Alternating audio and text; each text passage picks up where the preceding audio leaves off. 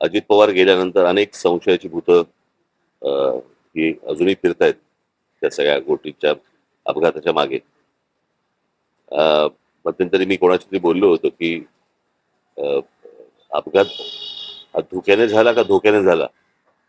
या बोलण्यातनं मला फक्त एकच गोष्ट जाणवली आणि ती म्हणजे त्यांनी 3 ठिकाणी एफ-आय-आर करण्याचा प्रयत्न केला आणि 3 ठिकाणी एफ-आय-आर करण्याचा प्रयत्न केल्यानंतर तिन्ही ठिकाणी सरकारकडनं एफ-आय-आर घेतली गेली नाहीत. म्हणजे त्या पोलीस स्टेशनला सांगितलं गेलं की ते एफ-आय-आर घ्यायची नाही.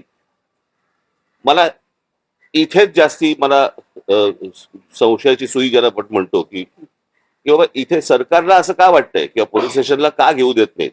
म्हणजे ज्यावेळेला ते मरीन ड्राईव्ह वरती गेले त्या पोलीस स्टेशनला गेल्यानंतर तिथे ते तिथले जे कोणी अधिकारी होते ते त्यांचा एफ-आय-आर लिहून घेत होते, टाईप करत होते आणि टाईप करत असताना इतक्यात डीसीपी आले तिथले आणि त्यांनी सांगितलं की नाही एफ-आय-आर लिहून नाही घ्यायचा म्हणून.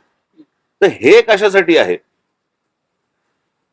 मला असं वाटतं याची उत्तरं जर समजा काही नसेल तो निव्वळ अपघात असेल, जर तो घातपात नसेल, पण जर समजा त्यांच्या घरच्यांनाच कोणाला तरी जर समजा त्याबद्दल जर समजा काही संशय असेल किंवा चौकशी नीट व्हावी यासाठीचा तो समजा एफ-आय-आर त्यांनी जर त्यांना करायचा असेल तर त्याला अडथळे सरकारकडनं का आणले जात आहेत.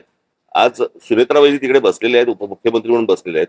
मला असं वाटतं त्यांनी पण या गोष्टींचा विचार केला पाहिजे कारण त्यांचेच ते पती होते आणि त्यांच्याच पतीच्या अपघाताबद्दलचा हा एफ-आय-आर आहे आणि सरकारकडनं असा दबाव येतोय की तुम्ही एफ-आय-आर घेऊ नका. मला यात काही राजकारण मला काही माहिती नाही.